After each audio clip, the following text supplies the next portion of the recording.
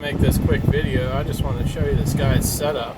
Thought it was kind of cool. He has a bar that goes to the fifth wheel, goes down to a frame in front of his truck. Sorry about the bugs on my windshield. To a Chevy 1500. Then under his tailgate, he just flipped down as his lights. That's the guy right there. I'm gonna name him Fred. He just got done checking his tank, sticking his tank. Got something on his shirt. But it's kind of a cool setup.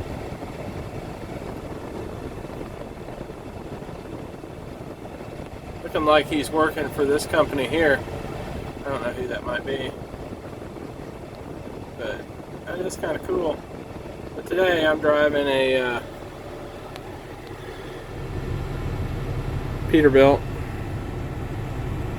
It's a pretty good sized truck. It's a triple axle. Towing the Honda.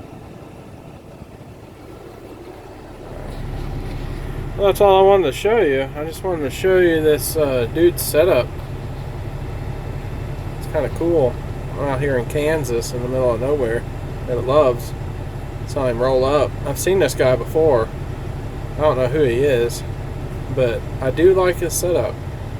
Alright, y'all have a good one. Be good and be safe out there.